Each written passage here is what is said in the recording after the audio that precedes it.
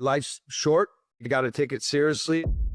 I'm super happy to have Alex, founder and CEO at JZ Vacation Rentals, JZ Properties, and JZ Give Back. We manage in 2 states, in Missouri and Colorado. We went from one about 7, 8 years ago to 60 all luxury homes. You mentioned there was a book that had an impact on you, Rich Dad Poor Dad. Take us back to where you first started. Tell us about how all of this began. In 2004, my dad had a sudden heart attack and he passed away. That was the first wake-up moment. If you were to start from scratch, where would you not put a single penny, and where would you start doubling down on? If we're talking marketing dollars, I would always recommend putting it into.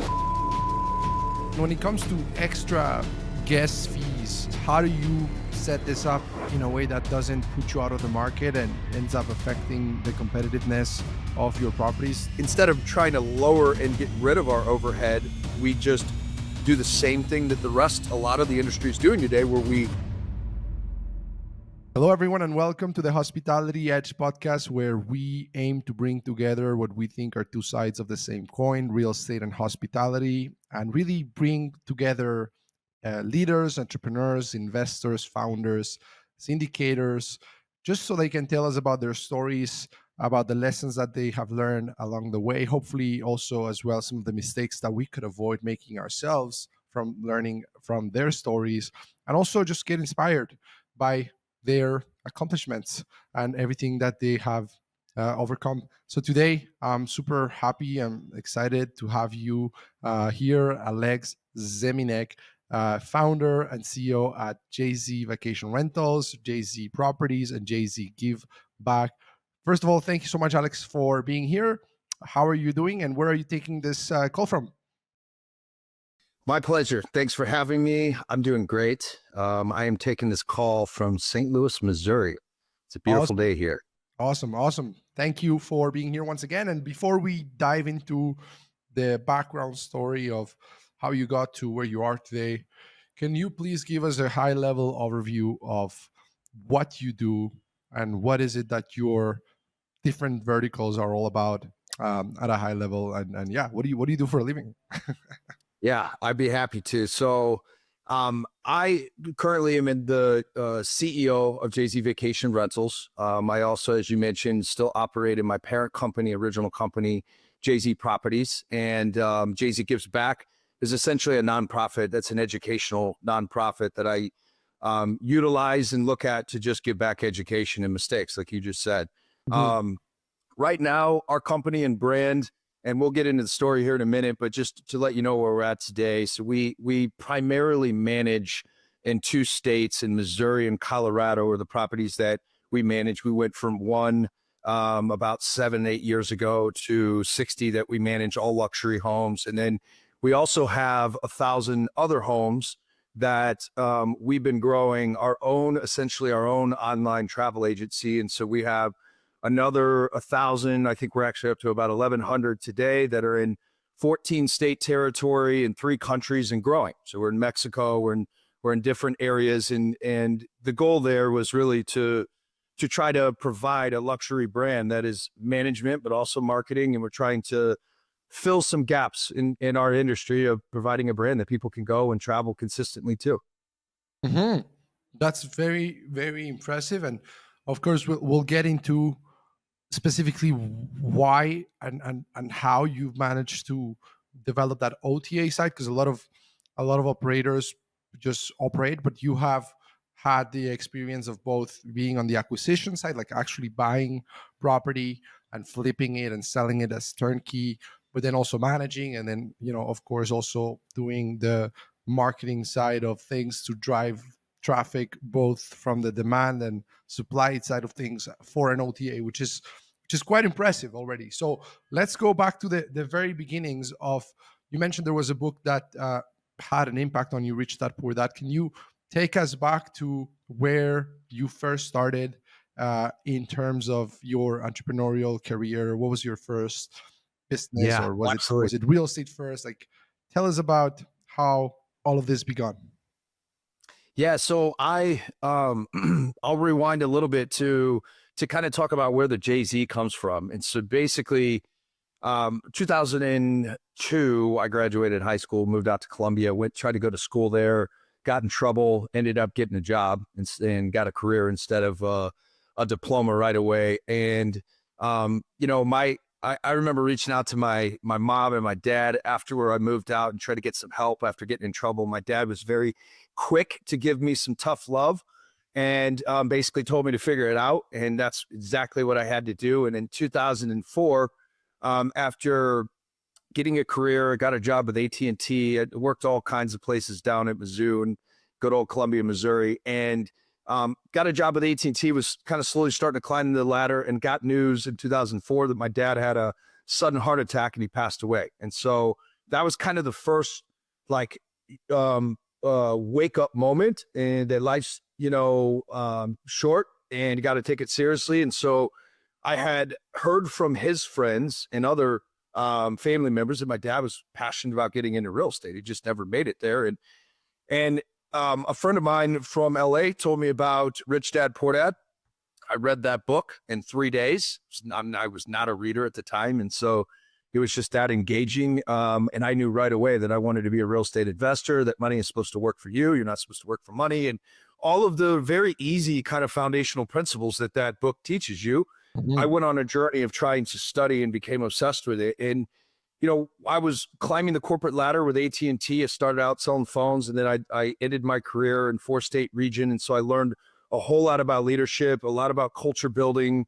I learned about branding because I worked for a company that was a franchise or authorized dealer of AT&T, not actual AT&T corporate. And so that taught me a lot. It taught me a lot of the differences, how to sustain that branding across the country.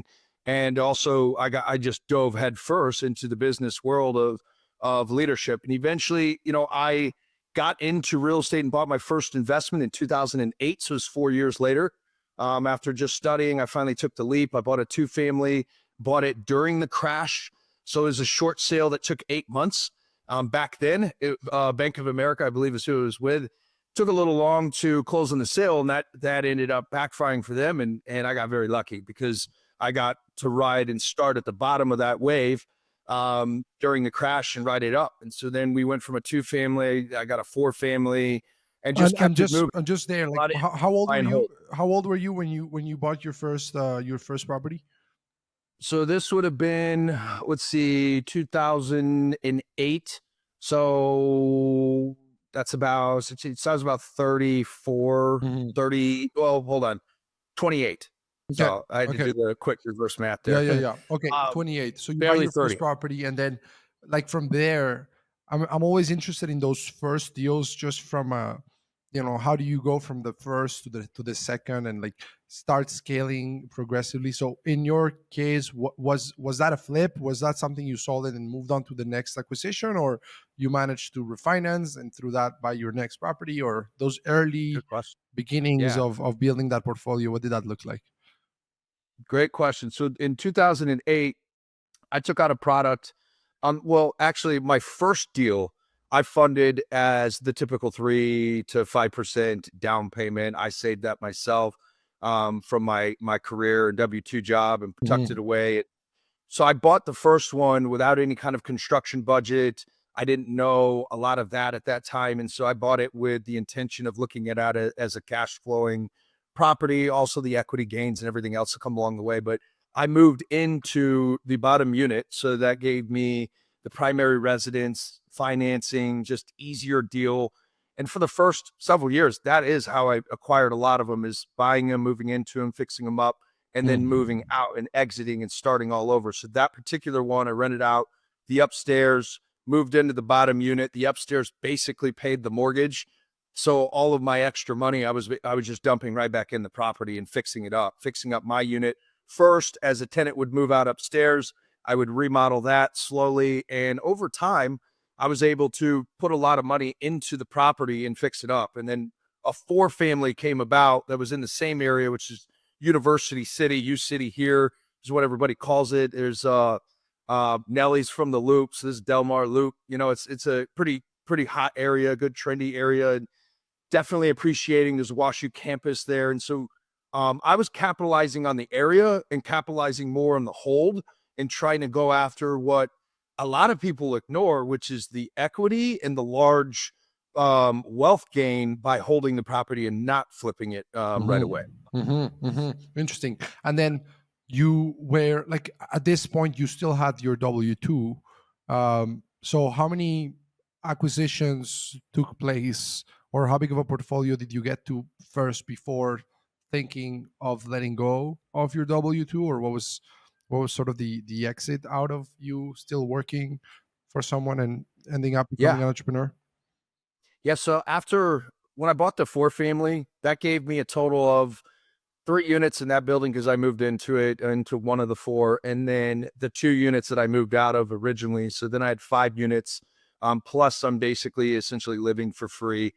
And that wasn't going to be enough to step out. And so I had to start flipping. I had to start buying and doing construction and flipping and got a lot more into the rehabilitation side. And that's really where Jay-Z Properties was born, and did a lot. We did maybe 50 different projects where I was got up to a point where I was doing about 3 or 4 a quarter, and had a rotation of crews. And I tried to find GCs and general contractors. It's still today, it's very expensive to find the good ones, and your profit is almost washed out. So I learned kind of early on that I had to be that individual, even though I had no construction background whatsoever. And I started with a small rehab project that was in an area called the Hill here in St. Louis. Kind of small bungalow home, bought it for 30,000, put maybe 20 into it. And then originally I was going to sell it. Then I got news of my son, who's just his birthday's actually today, just turned 10. So this would have been about 11 years ago, and had an extra set of furniture, and we were living in the four family with his mom. And we ended up leaving my furniture in that first rehab. I took the furniture in storage. We brought it there. That's where we ended up bringing our son home to, with this project that originally I was just going to sell to try to get some liquidity. Then after that, I just kept that moving with more of the buying and the flipping mentality. And I kind of did both. Like, I was really in a hybrid strategy of buying and holding. So I have that rental and passive income that the banks like to see when you drop your W-2, but I also needed liquidity coming in and cash to be able to continue that model, and also for the W-2. So it was about, I would say, in 2000. So the first purchase in 2008, I believe in 2012. So about 4 years later is when I made the leap and left my career and full-time job. And at that point, you were already, in a position of like having achieved that financial freedom from the real estate that made you confident that you could let go of the W-2? Or was it like, okay, if we continue, like, if this is what I have accomplished while doing this part-time, imagine what I Yeah. could do full-time, so let's double down. Like, where were you there in your sort of Yeah. wealth building My career? my goal was to line up a couple projects that I could flip and sell that would replace my income on just those alone. I was always shooting for the 50 to $100,000 range. Towards the last 4 or 5 years of doing it pretty extensively, I wouldn't take any projects that we weren't going to profit at least 100 grand on. And I wanted to line those up first with my W-2, where they were set to close, and I knew that there's no way I would have been able to run those from start to finish and have multiple going on alongside the rentals and leasing and building. Vacate now was short-term rentals, vacation rentals. There's a lot going on then. And so I lined up the income passively, but passively alone wouldn't have replaced my old income, or I probably would have hit a few more hiccups with the banks if I didn't have both.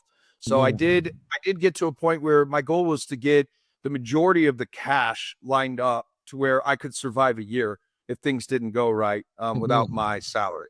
And then I had enough coming in for the rental income that was replacing a lot of the bills. And because at that time we were early on, I now have 2 kids, but that was my first kid, and my second came in 2016. So while I had that opportunity to move a little bit more, we were still, the next 2 homes, we did the same thing where we moved into it, fixed it up, and then later sold it. They weren't rentals. That kind of helped me to beef up some of the cash and liquidity. And I kept that moving, and then really started to kind of shift gears as of 2014, I officially incorporated Jay-Z Vacation Rentals and have spent the majority of my time on building the Jay-Z brand as a whole and a little bit less on the construction, rehabilitation, and investing for our own brand, and a lot more on helping others get into it and managing their property and professionally marketing others. And how does the vacation rental component come about? How did that start? Yeah. Yeah, so just going back to 2000, so that would have been in 2014, is when we got news early on in that year, maybe towards the end of 2013, 14. My son was born in October of 14, and so we basically had an extra set of furniture, and a friend of mine that lived in Miami had was at the time renting his lofts that were really, really nice high-end lofts in this area called Wash Ave. That is not the best area anymore, but back then was great. It was a great kind of studio or loft style pads that he put on Airbnb. He told me about it. I looked at him like he was crazy because this is St. Louis. It's about to get cold here soon and not your typical vacational destination, but we tried it out. And I remember going to Target, filling up two shopping carts of everything that I thought would be hotel-ish, supplies that we needed to put and we were just winging it and started listening to reviews. And then I learned very early on, well, at first, while I was doing this, I was still had AT&T on the side. I had not left yet. And so I'm starting this out, which I was basically all employees of Jay-Z Vacation Rentals. I was cleaning them. I'm starting out in the unit that I used to live in. And so I knew it very well. It was easy for me to give directions and be the guest support. And so I was every role in my company. And after I got to about 3, then I started bringing on my first employee who's still with me today. My first housekeeper, Kim, that started taking on about 3. Then we got to 5 and we got to 6 or 7 that we owned. Jay-Z Properties, my parent company, would buy them. Mhm. We would do a full construction budget, renovate them, design them, get them up to what we felt at that time was the standard, list them, get some success. We'd keep them for a year or 2, and then eventually we'd sell them and Mhm. sell them as a turnkey product. But the first 6 I owned and managed. We got a chance to that gave us a chance to fumble through it a little bit, make some mistakes early on, and then we listed our services, as I mentioned, in 2014. And there was a moment around that time frame where I was considering hiring another property manager because I was so busy and had so many things going on. And I made a lot more money. It's a lot more lucrative in the investing space. But I realized that the investing side, I was a solopreneur, and I wasn't bringing anybody with me. It was, like I said, lucrative. I could make really, really good money doing that business, but I didn't feel like I was building something with a purpose or a brand. It was more of I'm investing in real estate, and Mhm. I missed the leadership, the culture, the team, the people, the training. I missed all that stuff from AT&T. I did not miss the Kool-Aid drinking, the corporate world, kind of stuff. I don't miss any of that. But yeah, so I remember looking online at that time for our young family to go to Marco Island, which is a beautiful island, beautiful destination.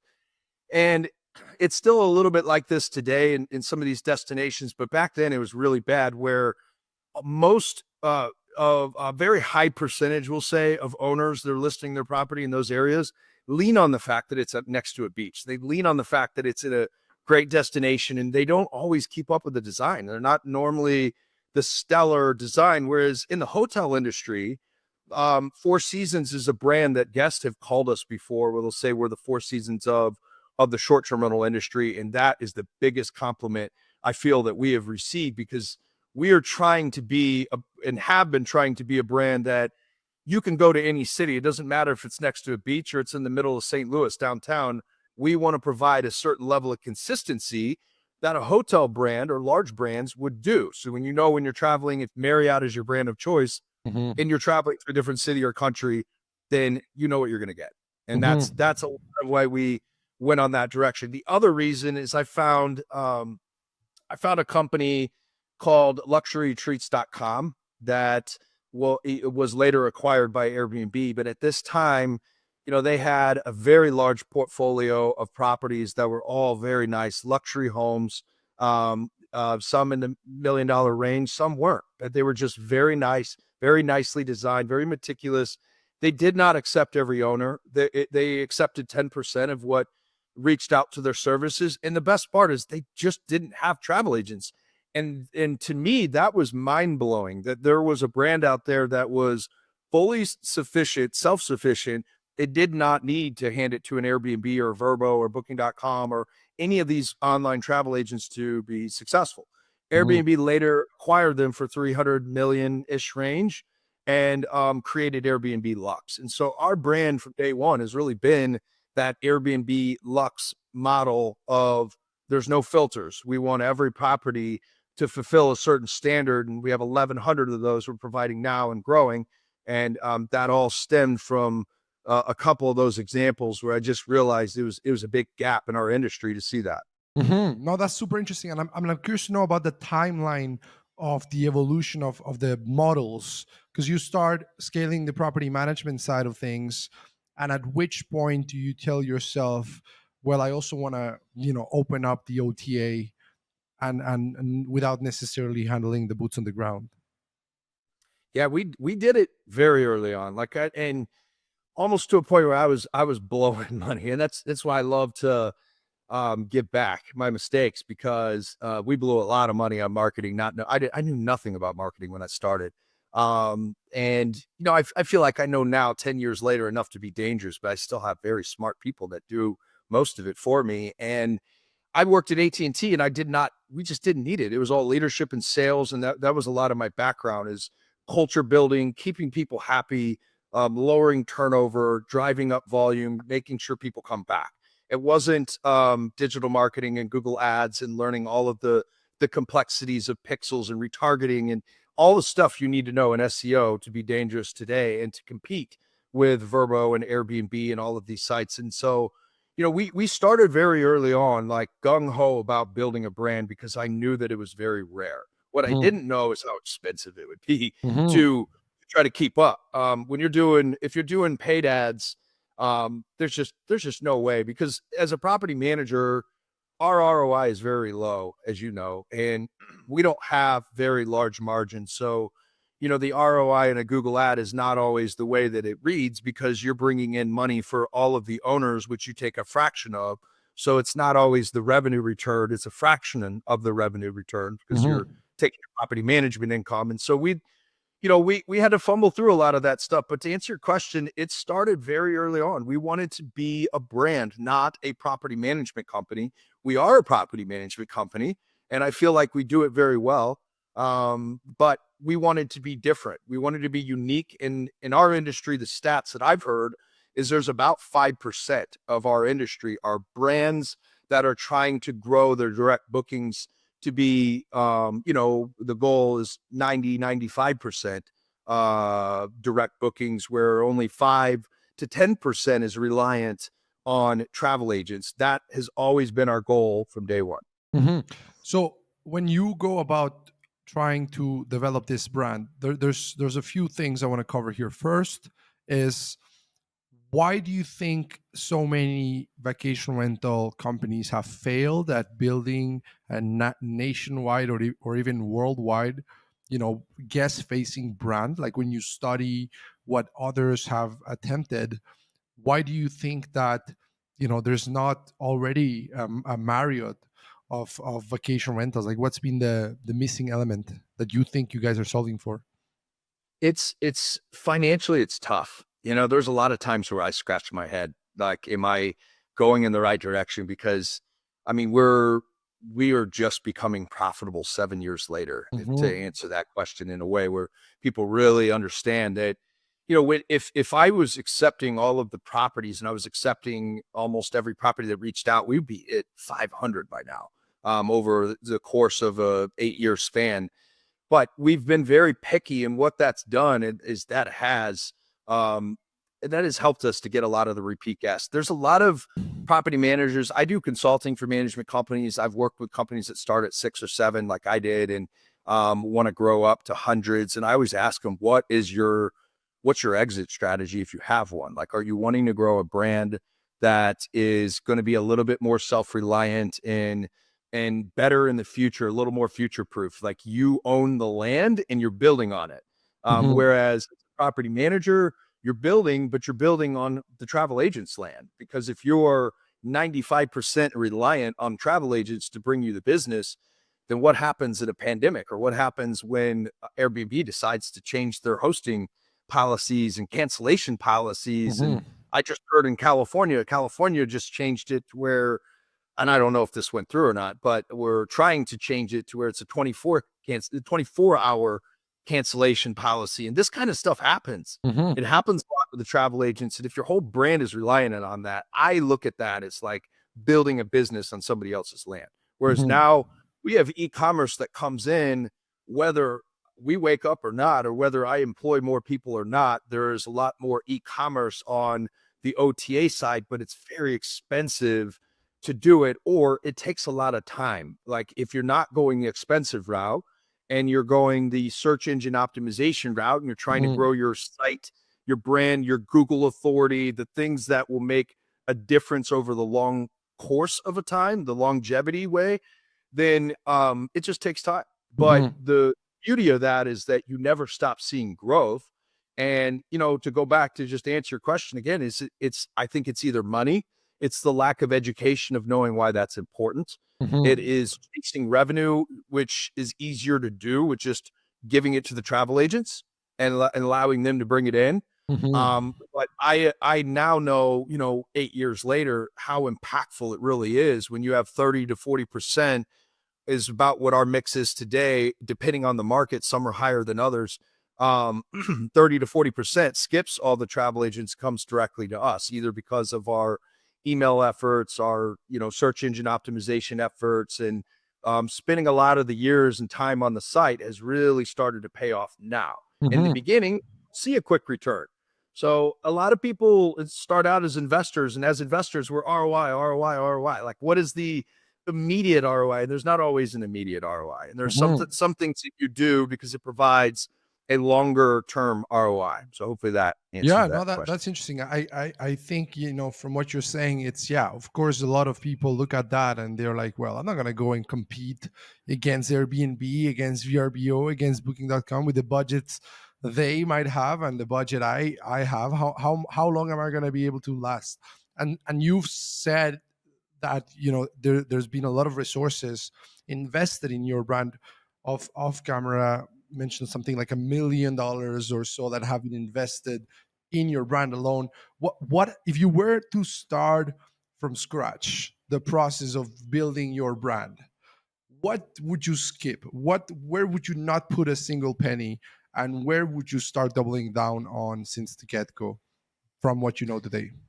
That's good. So, like, if we're talking marketing dollars, then, I would always recommend putting it into the content, SEO, backlinks, your Google authority, the things that make it gives a very solid foundation to a website in the very beginning. So the long-term And then, stuff, the stuff that's going to take a long time to show a return, but it's setting the right yeah, foundation. yeah. Mhm. Yeah, and there are different wins that you get. Like, there's different accomplishments with SEO. So for me, a long time may mean going from 0 to 10,000 users, or, going to a certain amount of e-commerce. Everyone may gauge that a little bit differently, but 3 to 6 months is really a window where content and keywords will start to make a difference. So if you're writing blogs every single month and you don't get an ROI within 60 days, that's normal. That's pretty common. It takes Mhm. time. Google's ever changing. Now there's AIs and there's all these bots and ways to write content faster and better. And so the bar is always going to change. If I could go back, that I would have learned. Well, the one thing I'll say that I've learned, we were just talking about conferences off camera too, and the importance of that. You can't always afford to go to them, but if you can, or in any ways that you can make it to any kind of industry event, it's priceless. I mean, it's invaluable what you get out of that.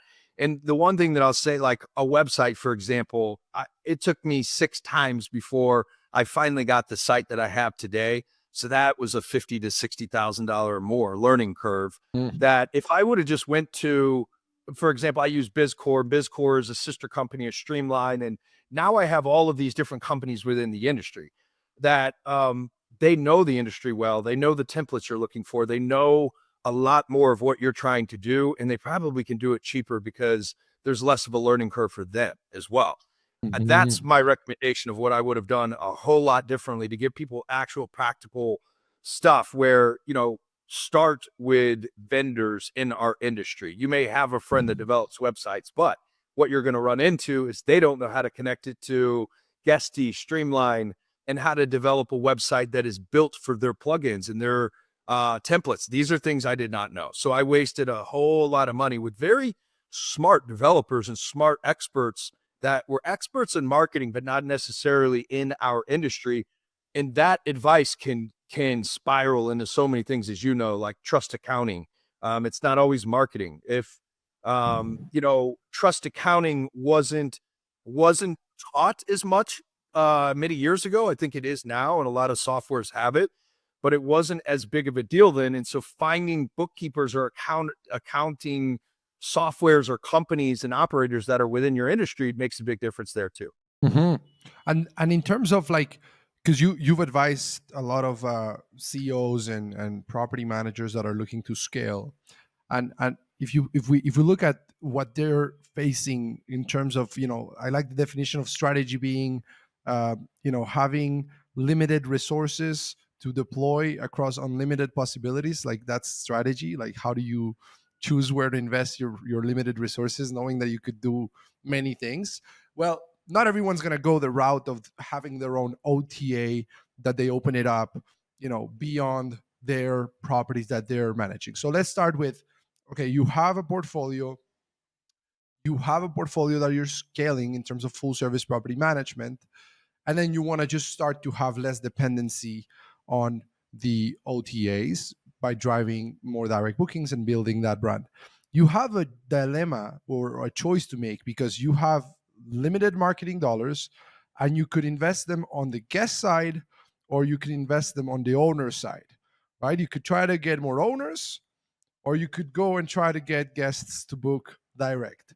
So how do you see that sort of allocation of resources between owner acquisition and guest sort of direct booking generation? What was your approach for your management company when you were deciding where to put those dollars, and what would you recommend as well someone that's in that position? Yeah, it's such a good topic, and this is very controversial too. Like when we talk with peers at different conferences, so everybody has a different end goal. There might not be an end goal; it may just be grow, and you want to help, and you want to manage properties, you want to manage hundreds, or it really really depends. So, like for me, I wanted to build quality over quantity. And to do that, the more that we would put marketing efforts out there to try to get owners, for example, many years ago, then the more that our product was almost too good to be true, because we were providing a website that eventually started to replace our management fee. Like we could give owners an additional 15 to 20% in revenue because they're signing us as a service, which sounds too good to be true. Like, why would we hire you? You're free. What do you like? Those things didn't always add up. So I always found it better to put all of our resources towards guests, because I believe in the long play. If you're bringing more guests, you're bringing more bookings, you're bringing more revenue, and we're comparing ourselves with other peers in every market that we're in, and we're constantly beating them out and revenue earned for our owners. I've always contributed that to the guests. And if you're truly doing right by your owners and your partners, that's going to bring you more owners and business. And we have a pretty low turnover up until we took an entire building from another property manager that will sometimes like bring some of his clients back and forth. We're in this situation in Denver where we took over a hotel behind another manager. And up until last year, or actually I'll call this year, up until 2024, we had never lost an owner to another property manager.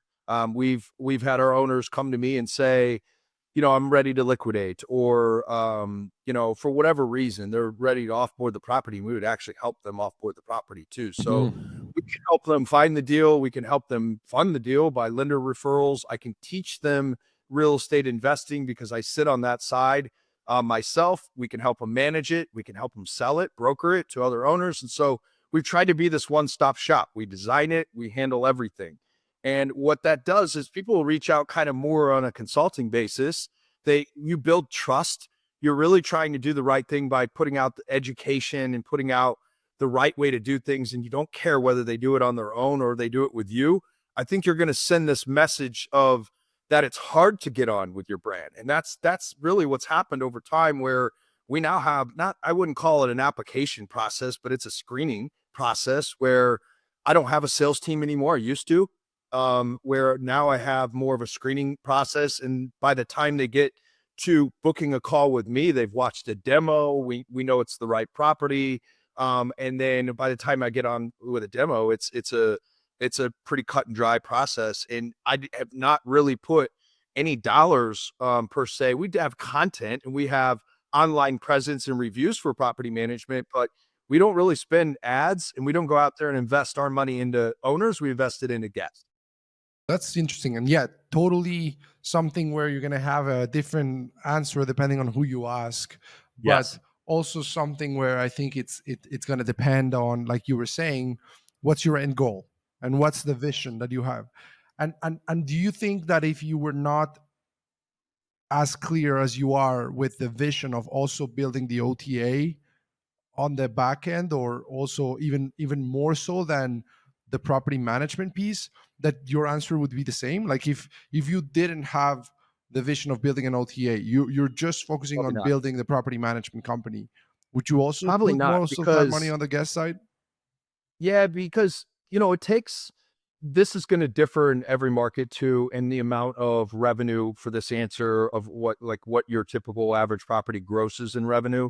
But I will say, like, on the average, would listen to peers and just my own journey, that 0 to 50 is not a profitable range. So once you get over 50, that's typically when you're going to start hitting some of that profitability. And in some markets they may have high grossing properties. I actually was talking with an operator in Tampa on a consulting call.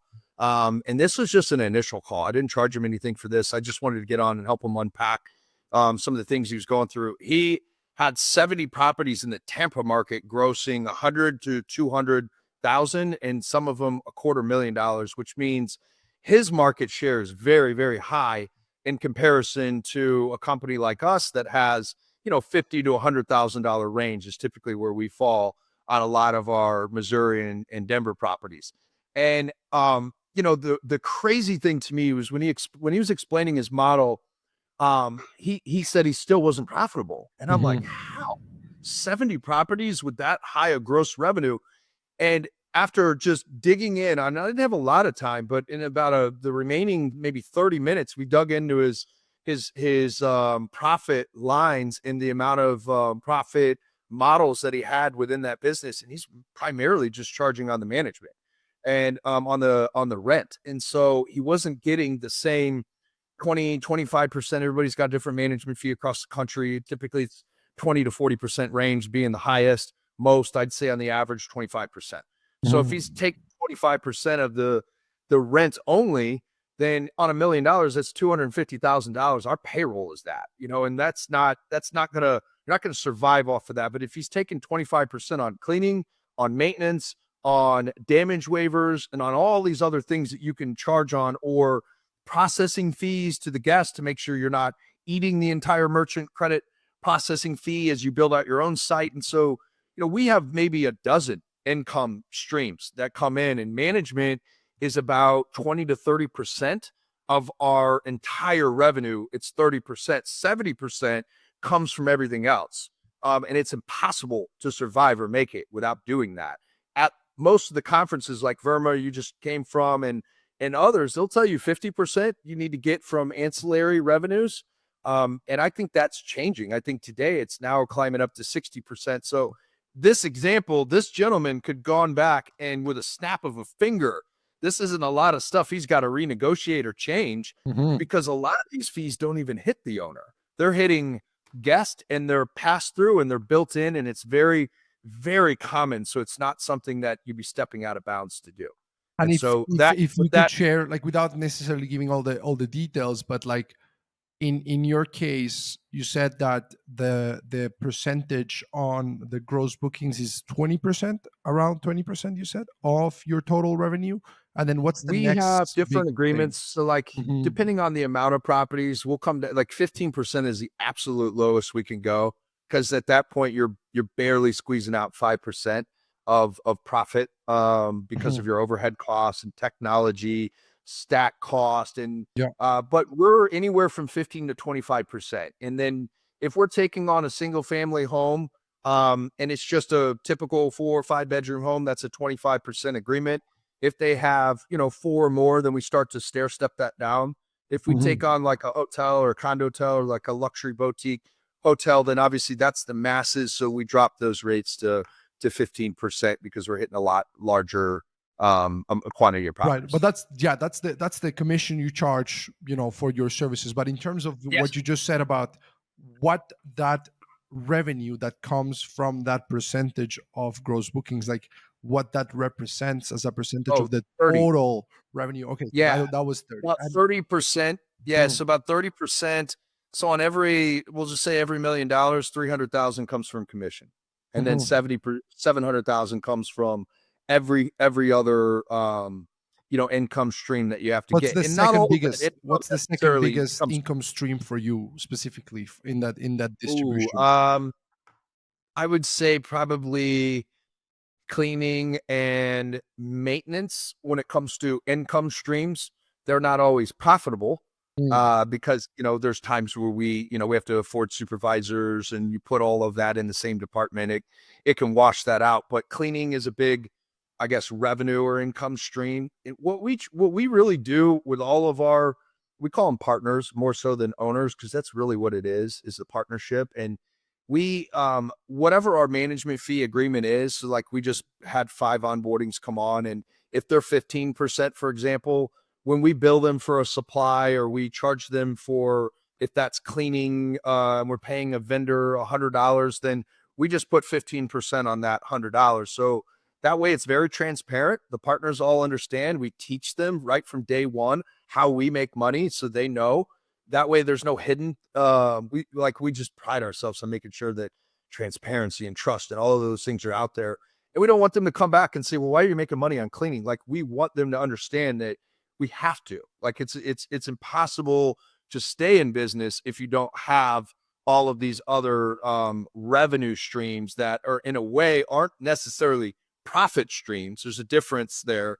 The revenue streams that in some cases are just literally dollar for dollar or very close to washing out the expense that you have, such as merchant processing fees. Like, we didn't know that every single 99 sites we're going to get hit a merchant processing fee, because our processor is going to get hit whenever someone books with Verbo or jzvacationals.com or Home to Go or any other site outside of Airbnb. And so once if you're heavily dominant Airbnb bookings, that's the majority of your demographic, you don't really need to think about these things. mhm, But once you start becoming 40% Airbnb and 60% everywhere else, now 60%, so we'll just go to $1 million, easy math, $600,000 is now being charged a 3.5% processing fee. So you need to wash that out somehow, or you're eating it. And mhm. what you're really doing is providing a benefit to your owners to have a direct site and all these other things. So having ways to defer your expenses and gather more income to wash out those expenses, I think, is very, very important. And aside from those revenue streams that where you basically cover costs, what would you say are some of those profit centers that most property managers forget about? Another one is the damage waiver. We Yeah. just we just switched that up this year. We started years ago. I launched like a $35 a reservation damage waiver. Very simple. Didn't have much data back then, or many data companies, so we were starting out slow. But we wanted a way to kind of self-insure the properties that Mhm. we either owned or managed. And most travel agents want you to confront the guest, which basically means a bad review. So if someone damages your place with an Airbnb, you got to go to the guest. If the guest doesn't agree, they bash you, you get a bad review. And that's Mhm. not always worth a red stain on the carpet that they deny, right? Mhm. It's sometimes better to bite the bullet, pay the $100 cleaning, mark them as a bad guest, and move on. And we Mhm. started the damage waiver because of that. And then I learned over time with going to conferences, with asking peers and my own mistakes, that it is way better and can be profitable to self-insure and have your own damage process. It becomes profitable. So now we do a process and brought it back at the end of next year. So we're a full year in.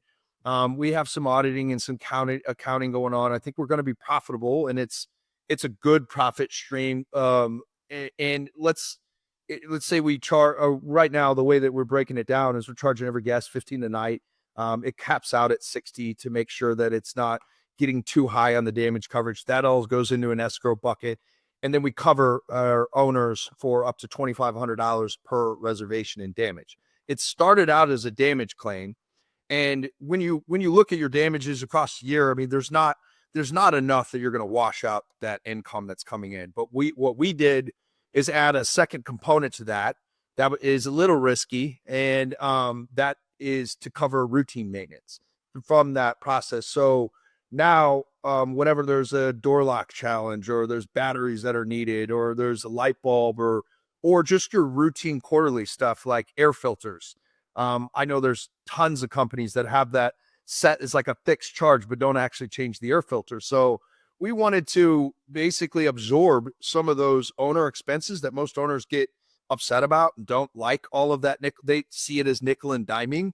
There's Mhm. nothing wrong with it. You have to pay somebody to go out and change a battery or fix a door lock, but when you're hitting them with $65 trip charges for a light bulb, it's gonna cause some friction. Mhm. And so we over the last year, we've been able to not only cover for damage, guest ranger, a screening system. A lot of people use stuff like that, but we have fraud coverage, we have damage coverage, and we cover routine maintenance, and it's all paid for by the guest. So that has been a very beautiful income stream that is also applying immediate benefit to everybody that's involved in that Mhm. scenario. Mhm.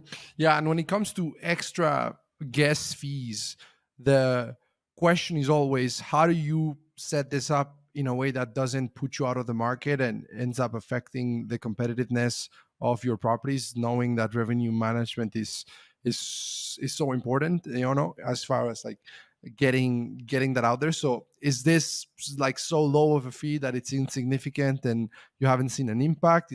Has there been an approach for you guys to sort of test the waters and ensure that whatever fee you pass on to the guests doesn't end up having a negative impact on your revenue performance? Yes, and you have to watch it very closely. So one thing, like I hired a revenue manager because it's so complex and it really does need a full-time position. We also, deploy dynamic software like Wheelhouse, for example. I've used almost all of them and can speak to a lot of them, but though that is just our company's preference today. And what I like about Wheelhouse and AirDNA and all these different data companies you can get into is you can see other competitor fees. You can see their cleaning fee. You can see what are they tacking on, and then you can also go to their direct site. You can go to their Airbnb. We still do a lot of manual stuff where we'll pull up side by side split screens, look at listings, and see, what is their true ADR, because nowadays in 2024, and we're going to see this, I think, a lot more in 2025. Airbnb and travel agents are starting to make a push to eliminate fees. And it's not going to happen overnight because guests have gotten so used to there being a cleaning fee or there being admin fees. Everybody calls them different things when they're trying to recruit processing. You can't really say credit card processing fee. So some people call it destination fee, admin fee. I've seen all different kinds of things, but that's essentially what it is trying to get back some of your processing. And you can build a lot of the property management softwares will allow you nowadays to funnel or put some of that fee into the nightly rate. So we started doing that and testing it on a small scale. So for an example, in Denver, when we see a competitor is at 105 in the cleaning fee, and we're currently at 115, we may need 115 because our vendor won't do less than 100, and we need to make $15 just to, which is bare minimum, just to, for the oversight, the inspection, our supervisor, whatever. But instead of trying to lower and get rid of our overhead, we just do the same thing that a lot of the industry is doing today, where we take 15 of that dollars and put it into the rent.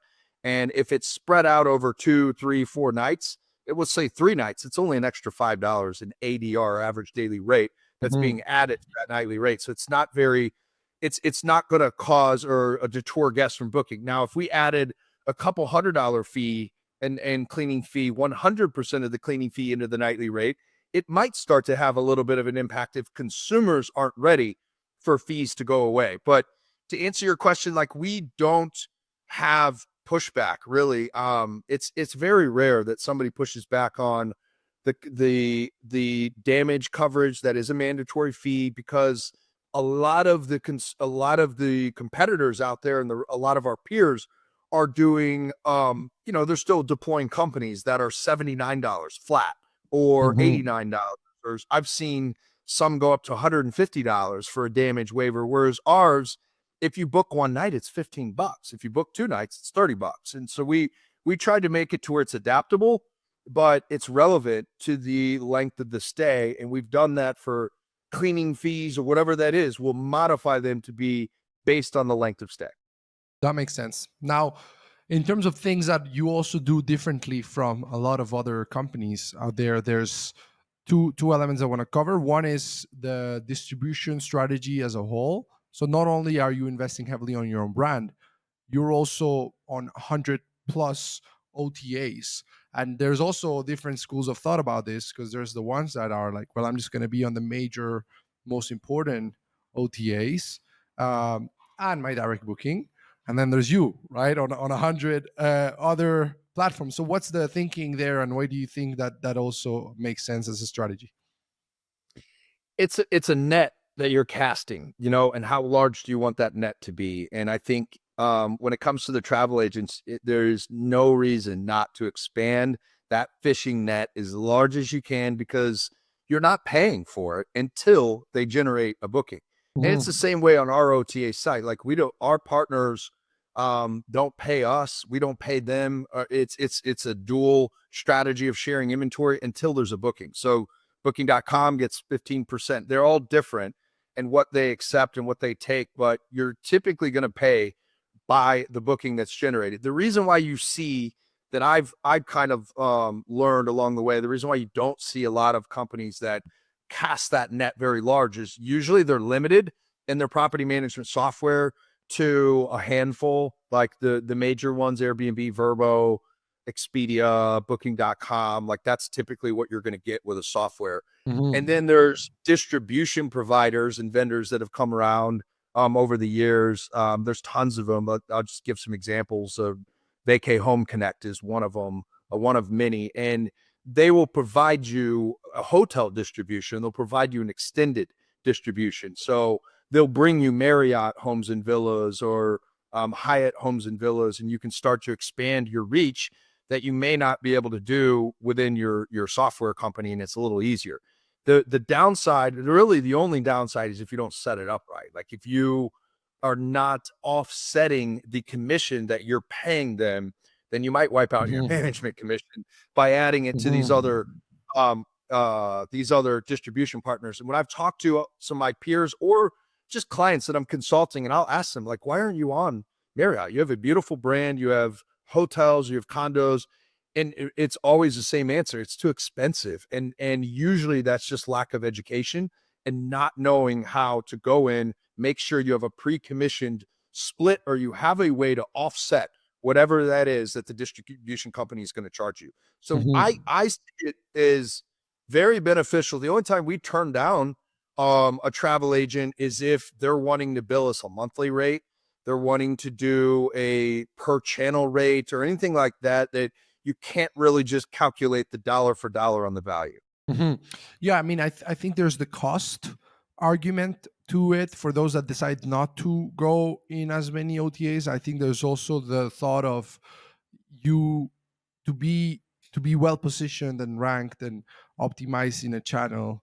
to your point earlier, each of them is different, from the way they bill to who collects the payments to how you have to, set up the listing to be properly ranked. So it's also that time that it can take to figure out and be well positioned, because yeah, you can connect a channel manager and be in 100 OTAs tomorrow and get nothing from Get those nothing. Yeah. OTAs.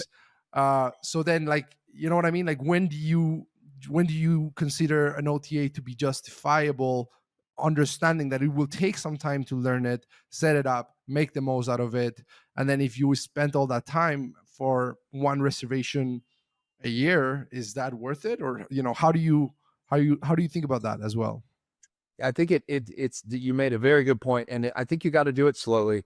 You got to you got to dominate. The enemy of the great is the good, is one way to say it. Like, you can do a bunch of things half-assed, and you can have a bunch of channels that are not fully built out, and you're kind of winging your net.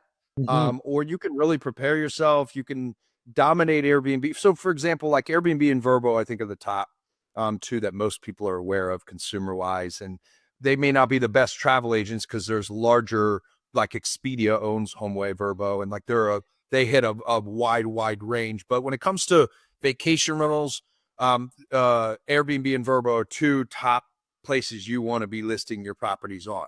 And Hmm. within each one of those, they have certain partnered, filters. And so Airbnb, for example, Superhost. We took a different route. Everyone does this a little bit differently within Airbnb. I have competitors and peers here in St. Louis where they will set up an Alex profile. They will set up my face, my individual story on Airbnb, and they'll do co-hosting. And so it's not a branded profile. Everybody's got their own. And if you have bad reviews, it doesn't affect me over here. If I have bad reviews, it doesn't affect you over there. Hmm. That is a pretty traditional model in our industry. We've always done it to where there's one brand, there's one profile. That way, when we reach Superhost status, we just launched 5 new properties, as I mentioned. All 5 of those don't have to wait till they have 10 bookings, or Hmm. these bookings check out and have to get 4.8 reviews and host 10 stays before they even show up on that filter or show up as a Superhost. They get it instantly. It Hmm. comes right away. Same with Verbo, it's a preferred partner. So a new property gets it instantly, and a guest or consumer can immediately see the brand. And what's going to happen is they're going to either see the thousands of reviews behind that brand and just book it because they have trust, or they're going to go to Google because we put JZ Vacation Rentals behind every single listing title. We have our logo is shown on every single listing versus individual faces, and there's lots of people that have mixed opinions about that. And for us, we have found it to be quite beneficial. We've tested it both ways by not putting our brand in the description title or within the description. And we've done it in every which way. And it does not affect our rankings to have it in SEO or in a title or description. And people are smart, and millennials will go right to Google. They'll Google our brand. They'll see that it's cheaper to book with us, and they'll just skip the travel agent and book direct. And Hmm. so I Hmm. believe that you got to narrow it down. Like, you got to start with the channels that matter and that produce the highest volume first. And then over time, don't stay comfortable and relying on those channels. You have to start from within the first couple of years. You got to start getting your direct bookings and getting your own residual platform for people to not have to go back to a travel agent and either book with you direct or find you on other places and other websites, where it makes it a lot easier because now you have 100 sites that are out there writing SEO and content to bring traffic into your booking versus just one or two. Hmm. Yeah, and I think one point that I'd like to make from what you just said about the account setup structure there, where you have one account with all of your properties, is that that is possible thanks to the fact that you are so thoughtful about who you bring on as an owner and quality. Because if it wasn't the case, then that'd be a huge risk, because all of a sudden one property in there where the owner is not willing to invest, in the levels of quality that you need as a portfolio, as a brand, can affect every other owner in that account. So another reason why it makes so much sense to be selective about Yes. homeowners and very strategic about focusing on quality, Yes. which is, I'd say, the future of where we're going as an industry when it comes to quality control. Now, you have another thing that's interesting about the way you do things versus other companies. You have a massive tech stack, right? You mentioned more than 30 technology vendors. So I'm curious to know, other than the major, well-known technology categories, PMS, dynamic pricing, market data, maybe guest experience, like what else do you use from a technology perspective that you don't see enough operators out there using? Well, so there's um so like there's lots of different variety of the tech stack. I actually presented this at the VRMA last year, and it's one of my favorite topics to talk on because there's 4,000 vendors in the hall, Mhm. and it's really tough to figure out which ones to choose for different reasons. So, like housekeeping, you're going to find 2 to 3 major vendors, and there's a long list of them, but 2 or 3 major ones that people like to use. Like for Mhm. us, that was Breezeway, and we will I always get a question of like, how do you know when to add another tech stack? Like, when do you branch out? Like, my advice is always to find what you can and fulfill as many needs as you can within your property management software, but also realize that software developers are going to continue to spend their effort and time on developing out the core systems of the software and things that might be rare. They're not going to spend the majority of their development hours and times on building out. I'll give you one for Streamline, for example, property care. Property care is a good product, but how do you keep up with Breezeway if that's all they do, or Mhm. Turno, any of the companies? And I think that's important to know that you're going to hit a ceiling, and then so you got to find if by adding another tech stack like a Breezeway can replace the cost with just extra revenue or features that it does, such as gap Mhm. messaging. We get ancillary revenue by having Breezeway, but our main reason for going to it was to have a better, more sophisticated housekeeping software and scheduling and all the things that it does for housekeeping and maintenance. We'll just call it a field operation software. Now it's gotten a little bit more into guest management, whatever.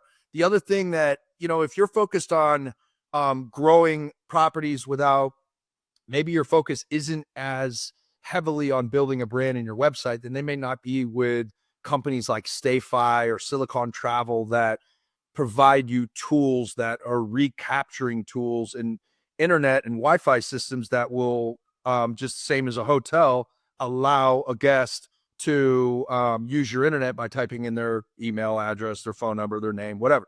And so I think deploying systems like that is underrated, and it is so important. Mhm. We have tripled our list year over year over year by having a system like a StayFi, where now every single person that walks in the home and uses Wi-Fi, we're on the retargeting feed for social media, whether they opt into email or not. If they opt into email, then they're on our list. They're an audience, and we're letting them know when we add new properties in new cities, or we just got to Park City and added a big, 50 luxury home portfolio there. So it's cool to be able to send that stuff out to your existing audience. Whereas if you're heavily giving your traffic, or you're heavily reliant on Airbnb blocks the email. They don't even allow emails anymore. Mhm. They are now very heavy on OTA messages or text messages, and so they're trying to stop you from even getting the booker anymore. So Mhm. yeah, I think that we have a lot. I mean, there's home automation, there is, guidebooks, there's safety and security, which would be like guest ranger. That would be one that I think, if you're heavily reliant on Airbnb provides their own screening service. You have to have a photo ID. It's nothing advanced, but it's better than somebody that just hops on booking.com and they can just book quickly without any screening whatsoever. So, Mhm. we empower systems like that to make sure that we're checking the ID of the individual, we're checking the credit card of an individual, and that has helped us and saved us in so many scenarios where we are preventing fraudulent chargebacks, and the days of charging a guest for a deposit have slipped away. That ship has sailed because now people have gotten smart. They know the deposit doesn't really matter if it's not them, and they can dispute it. So Mhm, yeah, I think mhm, the further you expand your reach and the further you get into more websites or your own site, you do have to start considering other things that will protect you, such as damage to the property or screening out for fraud, things that when you're not the merchant processor may not be as important. When you become the mhm. merchant processor, it's very important. Yeah, yeah, yeah, absolutely. I would add to that as well the 3D verification to try to prevent chargebacks as well when you're the merchant of record. And there's so many, and it's so much that it can be overwhelming as well. Just walking through a vendor hall and, to your point, seeing thousands, hundreds of vendors, and yeah, just not knowing where to start, and each of them telling you within the same technology category that they're the best, right? And there's literally like 100 PMSs telling you that they're the best. So it's interesting. What are your thoughts on building some technology in house? Have you gotten that route with the property management side of things, or have you found a vendor that solves all of your needs without you having to build it yourself? Well, I'll give you an example of that actually that just popped in my head of so like e-commerce has always been a big play for me because like I said, the management revenue is not, it's hard to survive on that at all. We do a whole lot of things in the property management world that a lot of owners and partners really just don't understand, which when people do it on their own and they hire a property manager, they start to they understand. But if they've never done it on their own, it usually don't know how much money and cost and employees and things and how much of the process that you have to deploy. So e-commerce has been, that's part of what the OTA focus is, where we can host all of these properties on our site and be able to bring in e-commerce without adding more employees, adding much more time whatsoever. Well, another part of that really came from the guest demand is supplies and furniture, and really repeating what hotel brands or five-star resorts have done for a long time, which is reselling the stuff that they use in your home and creating a more sellable experience also on your site. And so what we would have guests constantly, we still do today, that will reach out and say, where did you get the SKU for the bed? So by providing quality, not only are you trying to create this brand and consistency where all of your beds have to meet a certain standard, all your linens have to meet a certain standard. There's nothing more important than linens and the sleep quality. I think that's more important than deciding what spice rack you're going to have in the kitchen. Like, I think people need to make sure, you need to make sure it's clean, and you got to make sure that they have the right products. If you Mm, do that and you spend a little bit extra time and money on the products, they might start buying them too. And that's really what happened, where guests kept reaching out. Where did you get that mattress? And at that time, it was just coming from an Amazon Zenus product that we loved and our guests loved, and we just kept repeating it because the guests loved it, and it's very inexpensive. They're thinking it's 1,000+ mattress and it's a few $100s, and where my guest support is, I'm witnessing it almost weekly. They're giving out links, and I tried to set up an affiliate agreement with Amazon, and that is not that very easy process. You have to hit a certain amount of sales to hit it, and I was going to recreate, to answer your question, basically my own online system. I remember starting with Shopify, and we were trying to basically build a shoppable experience or store, and then Minoan Experience, a vendor, came out, and we've been with them since. And I remember they produced a product, and there's different ones in our industry, but they're a little rare and unique in the sense that they provide you a wholesale discount for up to 200 brands on the purchase. So we can now get 70% off on some of the things we're buying for our owners and sell it back to them still cheaper than what they could buy it themselves, mm, which is great. So we get stuff cheaper, but we also can put it into an e-commerce store on our site with a QR code next to the bed that says, like anything, you love anything, whatever you want the message to say, scan this and buy it. And people are very, very um amped to buy when they're staying there and experience it in real time versus shopping at home later. And so mm. if they had an amazing pillow, amazing mattress, amazing linen, whatever that is, they can literally wake up, scan a QR code, go right to the store and buy it on our website. So that would be something that we were going to develop, and I was seeing that commerce and e-commerce and finding ways to make money outside of what you bill your owners. What Mhm. that does over time that I've learned is that you can find a way to cut your owners in. That's what we're going to try to do. We're going to track the QR code that's in all of these homes, but you can also like you are less likely to continue to ramp up your fees that you hit the owner for, your partner for, and you can Mhm. find more ways to make money and be sustainable and keep your management fees more competitive. Wow, that's such a great idea as well. And I wanna close on the model, the OTA model, which, I mean, a couple of things there. Even though your resources and marketing budget has been mostly spent on the guest side or the property management side of your business, you've had to still do a lot of owner acquisition or inventory acquisition on the OTA side. So what has worked for you on that side, and is it all powered, and I guess this is two separate questions, but is it all powered by Streamline's functionality of opening that up to other, Yes. you know, property managers, so therefore you're not getting owners, you're getting property managers to distribute their Yes. inventory on your OTA? Okay, so that's Yeah, and mm, they just made it very easy because like I again, that was something I wanted to do on our own. And then when I switched over to Streamline in 2020, it's after basically the pandemic. I thought our business was done. We got, by the grace of God, we pulled through the pandemic in 2020, and so we just ripped the whole band-aid off and got SBA and PPP and all the things, and then switched our PMS, our tech stack, our website, and just had a chance to kind of rebuild from ground zero all the way up. And when we switched to Streamline, one of the deciding factors for me was StreamShare, because StreamShare is a product that basically allows you to share with other partners. So if you use Streamline and I use Streamline and we have like minds, which we do, and we both like quality, we both are all about our guests, then we can share each other's inventories with the click of a button.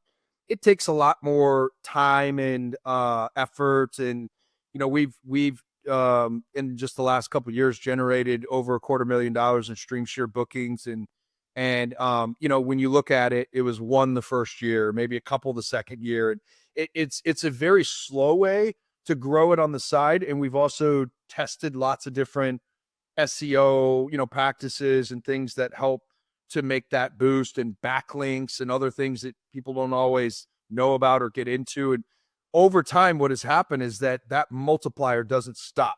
We're continuing to grow the commerce that doesn't cost any more expenses. It's the same consistent effort of 16 blogs a month and a certain amount of backlinks, and we're now just rotating territories, and that has allowed us to grow the OTA. In the future, I think we will probably deploy some of our own technology to where if there's an incredible brand or company that's outside of Streamline, we can still go connect to them. mhm. We may even get it to where we have the ability for somebody with this really nice home, and they don't, maybe they're not a property manager, or maybe they're not a property management company, but we'll give them a way to list on our site, and there'll just be a criteria to do so. Yeah, and that was going to be my next question. Like, so that means that the 1,100 properties you have on the OTA, they're all on Streamline, They are all on Streamline. like Yep. from your end and also from there, like the other operators. And that's interesting. Yeah. That's very interesting. Yeah, it's great because then, most of the time I'm adding, so like I could meet some, like I was just at the Stream Summit, and you meet a like-minded individual that has a similar brand and quality over quantity kind of deal. They have beautiful properties. In many cases in the very beginning, uh people look at Stream Share or OTA or direct bookings as like, what's my ROI if I do Stream Share, if I build the time or money or put anything into it, is what's the ROI? And for us, like, again, the ROI was owners also, that if I have this territory in California, for example, we do, it's one of our largest. Arizona is another large territory that's a share with Casago and Steve's company. And, people see a couple hundred in Arizona, they see some in California. If you're now an owner in Arizona, you're not questioning whether or not I can handle managing for you in Arizona, because you see a couple hundred territories. You see Scottsdale and Tempe and all these different cities. And so it's absolutely owner acquisition too. When you put yourself in other areas and markets. Now, there are going to be some property managers. That's why I always like to ask questions if I'm consulting. What is your goal? Because there are some that they just want to dominate North Carolina, or they just want to dominate South Carolina. They don't. A friend of mine, Alex, came from Condo World, and they were 90 something percent, 95% direct bookings. That they dominated Myrtle Beach, like that was their baby, and they didn't have the same ambition to be globally recognized. They just wanted to be recognized in that city and dominate their demographic. There's nothing wrong with that. It really just depends on people's goals. Streamline has just made a way to make growing your own OTA a lot easier and Mhm. affordable. It takes longer. A goal of mine will eventually to be doing acquisitions and raising capital so I could do some of these things a little quicker. Mhm. But it was on my own money and I'm self-funding the company, then it's a very, very slow build. And now that we've starting to see the payoff of that slow build, we will likely raise money and be able to grow the OTA a little faster. So essentially, what you were saying earlier as well is every time you add a partner from a new market, you now also have to deploy all the marketing, content generation, SEO, backlinks stuff so that there's actually traffic for that market. Because Yes. just having the inventory there won't bring magically any Yeah. traffic. So there's a My lot of the first one work. I added was Mhm. Cabo Platinum. So Cabo San Lucas. Mm. The owner's a great guy. He was the first one to respond. I just shot it out there just for the hell of it. Like, holy cow, this company is amazing. It reminded me of luxury Beautiful properties, retreats.com, very beautiful all very properties. high dollar villas and beautiful homes. And so just having those on my site made me feel pretty good. Did we get a booking right away? No. I mean, it took some time. We eventually did get a really, really good from booking from Cabo. But what I also learned is that the higher the dollar of booking, the more you do have to be prepared with answering questions. Anybody that is, in my experience, this probably differs across, different platforms and cities and demographic, but in my experience, anything under $10,000, if you got a good brand and history, they're going to book online still. If they're booking a 50, 60, 70, $80,000 listing or booking, they need to talk to somebody. Like they are very white glove. They want to know everything. And that takes a little bit more hands-on to where I had to scale back from our reservation team, taking those higher dollar calls and kind of prepare us a little bit on how to sell to those when we don't know the properties up and down. We're Mhm. marketing them and we're putting our brand out there that we trust that they're a good property and brand, but it doesn't mean we can answer all of the questions for it. So we had to navigate through some of that. Most of what we get though is just it happens online. I get a notification. It's a beautiful thing, and it's growing every single month to get a little bit better with a very small budget to put towards SEO and backlinks. As we get more and as we continue to ramp up that budget, I could see us starting to add a lot of ancillary revenue over time. That's super interesting. And last question. I've said this the last question for like the last three questions, so I'll try to make this one the last. What's missing from a vendor perspective? Like what's a technology solution that you haven't found? Some problem that you still have, or that you see other PMs still have, that there just has not been a solution for, from all the 30 tech vendors you do have. What's the one you wish you had but you don't? And that's good. That's a good question. I would say more like accounting vendors that will connect to software to QuickBooks. Mhm. Um, Accounting has always been a very big challenge in property management softwares. And I know that because I've used four different ones before I landed with Streamline.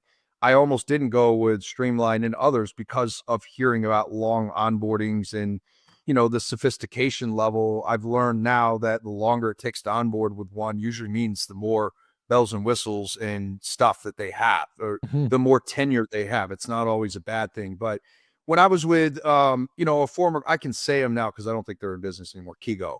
When I was with Kigo, they didn't really have a good accounting system at all. We were constantly making mistakes. And we learned very quickly that it wasn't always on us. They didn't have a trust accounting system, and trust accounting, for anybody that doesn't know, if you're not experienced in the industry or this is newer to you, trust accounting basically is like security deposits. So if you are a long-term rental management operator and you take a deposit from somebody, that's not real money. That's a deposit. So it's supposed to be set aside. It shouldn't be accounted for as income. It's a deposit and it's escrowed in a different account. Well, that's the same in our business in short-term rentals. I mean, you have bookings all day, every day that are for 3 months from now, 6 months from now, a year from now, or tomorrow. It's a wide variety, right? And so trust accounting is very important to have a system that's very good at tracking it, at separating it, at making sure that your accounting is bulletproof. The problem is that you have to run, two different accounting systems. You have to have QuickBooks to do all of your property management accounting and everything that's outside of your trust. And so getting a vendor that can kind of bridge that gap more, I've heard of some that are starting to come into the space, but I think that is definitely a good one that will help solve a lot of financing and accounting needs. I think there should be more lenders in the short-term rental space and capital providers. And then I think more there's definitely a lot of AI and tech coming into our space now. So sifting through that, I think, is going to be a new journey for all of us in 24 and 25. But Mhm. yeah, I mean, if it's jumping out to me, those would be those, and then e-commerce, like getting more shoppable experiences and ways to survive later when saturation continues to climb.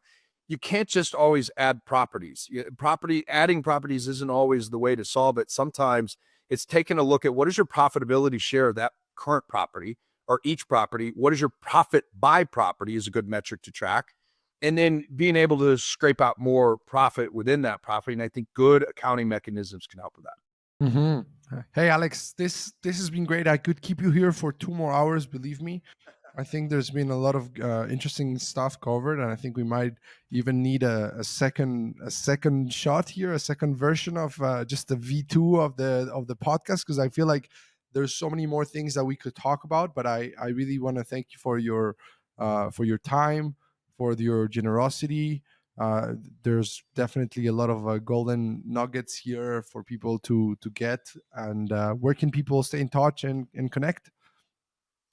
Yeah, appreciate that. Thanks for having me on. I enjoy doing this. I love it. It makes all the mistakes and all the struggle and hardship and all of it worth it when you can share back mistakes. LinkedIn, is an easy place to get in touch with me if you're ever looking for help. Like if you just need somebody to help you unpack. I mean, I'm an advisor for software companies, vendor companies. It's not always investors and property management companies. I like working with vendors too because I can help them get an edge into the space and or property man. Like there's lots of varieties, but I enjoy it. I love teaching. It's a passion of mine. LinkedIn, you can email me, alex@jzvacationrentals.com. There's different ways to do it. And I'm always happy to help anyone that is whatever that is. You're looking to scale, you're looking to grow, or you're not in the vacation rental industry and you're looking at investing. I can help you with that too. Thank you. Thank you so much, Alex. It was great to have you on. My pleasure. Thanks for having me. Yes.